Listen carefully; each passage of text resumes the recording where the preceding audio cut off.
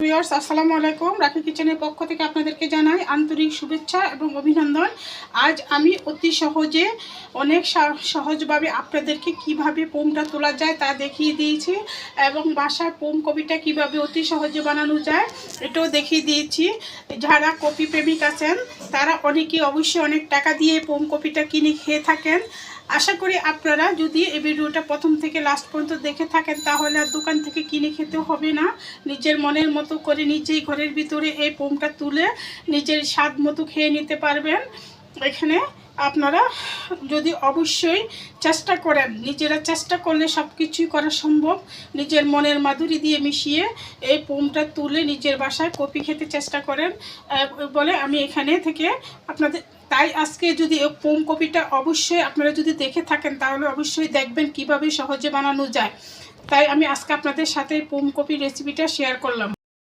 বন্ধুরা, আমি এখানে একটা মিক্সিং বোল নিয়েছি। মিক্সিং বোলের মধ্যে কপি নিয়ে নিব টেবিল চামচে 2 চামচ পরিমাণে। দেখতেই পাচ্ছেন এই যে আমি টেবিল চামচে 2 চামচ পরিমাণে কপি নিয়েছি।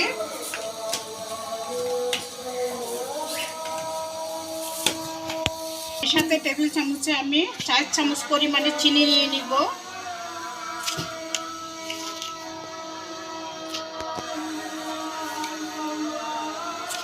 এটা চিনি নিয়ে নিয়েছি। আর এখানে আমি এই টেবিল চামচে 3 চামচ পরিমাণে পানি দিয়ে দিচ্ছি, নর্মাল পানি।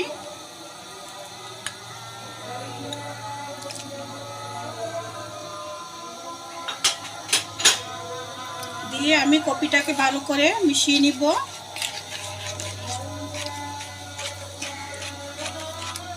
দেখতে পাচ্ছেন বন্ধুরা, এই যে আমি কপিটাকে ভালো করে মিশিয়ে নিয়েছি। আজকে আমি আপনাদেরকে পোম কপি বানিয়ে দেখাবো। পোম কপি বানানো অতি সহজ। এটা আপনারা পোম কপি বানানোতে পোম তুলতে হবে। পোম তোলার জন্য যে কোনো চামচ ব্যবহার করতে পারেন বা হ্যান্ড ডিশ ব্যবহার করতে পারেন। আমি এটাকে ব্লেন্ডারের সাহায্যে, হ্যান্ড ব্লেন্ডারের সাহায্যে পোম তুলে নিব। আপনারা কাটা চামচ বা হ্যান্ড ডিশের সাহায্যে করতে গেলে অনেক সময় লাগবে। আর আপনারা হ্যান্ড ব্লেন্ডার দিয়ে করলে সময়টা কম লাগবে।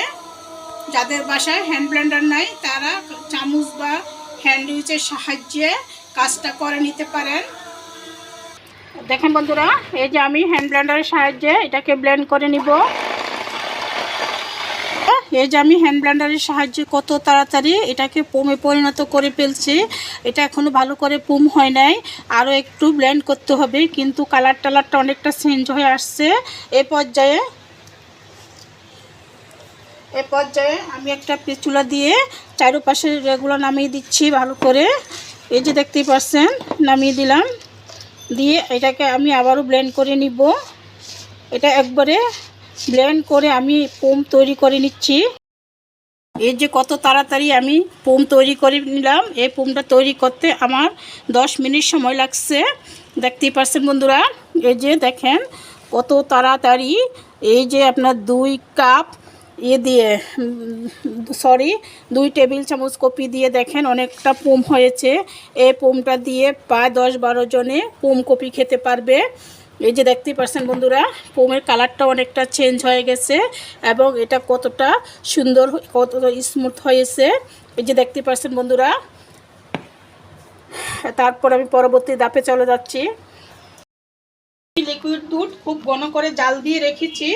এই যে পর্যায়ে লিকুইড দুধটা আমি কাপে ঢেলে দিব।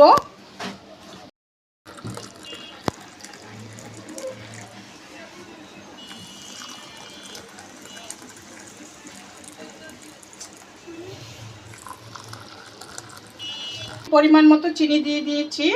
এ পর্যায়ে এখানে আমি যে পোমটা করে রেখেছি এই পোমটা দিয়ে দিচ্ছি। দেখতেই পাচ্ছেন, এই যে বন্ধুরা দেখেন আমি পোমটা দিয়ে দিলাম। প্রথমে আমি 1 চামচ করে পোমটাকে দিব। বন্ধুরা 1 চামচ করে দিয়ে এটাকে আমি আস্তে করে চিনির সাথে একটু মিশিয়ে দিব।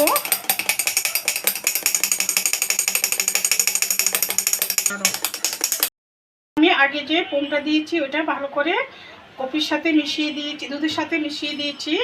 দিয়ে দেখেন বন্ধুরা, এই যে এখানে আমি আবারও পোমটাকে এটার সাথে দিয়ে দিচ্ছি, কপিটার সাথে দিয়ে দিলাম। বানানো কতটা সহজ। এই কপিটা যারা কপি পছন্দ করেন তারা অনেকেই কপি বাইরের থেকে কিনে খেয়ে থাকেন। আমি অনেক সহজ সরলভাবে আপনাদেরকে কপিটা দেখাতে চেষ্টা করেছি। আশা করি আপনারা আমার ভিডিওটা প্রথম থেকে যদি লাস্ট পর্যন্ত দেখে থাকেন তাহলে অবশ্যই বুঝতে পারবেন কিভাবে বাসায় কপিটা বানানো যায়। বানানো একেবারেই সহজ। বাসায় থাকা উপকরণ দিয়ে আপনারা এই কপিটা বানাতে পারেন এবং সামান্য কিছু উপকরণ লাগে। এটা যদি আপনারা দোকান থেকে কিনে খেতে যান অনেক টাকা খরচ হয়, এটা অনেক টাকা লাগে। কিন্তু আশা করি আপনারা অবশ্যই আমার ভিডিওটা প্রথম থেকে লাস্ট পর্যন্ত দেখে চেষ্টা করলে বাসায় বানাতে পারবেন। এই পোমটা কিভাবে তোলা যায়। পোমটা তোলা অতি সহজ, একটু কষ্ট করলেই পোমটা তোলা যাবে। এটা আপনারা নিজের পছন্দ মতো করে বাসায় বানিয়ে খেয়ে নিতে পারবেন। আমার ভিডিওটা যদি ভালো লেগে থাকে তাহলে অবশ্যই আমাকে লাইক শেয়ার কমেন্ট করবেন। প্লিজ প্লিজ প্লিজ আমার চ্যানেলটাকে সাবস্ক্রাইব করুন। এই বলে আমি বিদায় নিলাম। আসসালামু আলাইকুম। আপনারা সবাই ভালো থাকবেন, সুস্থ থাকবেন। আল্লাহ।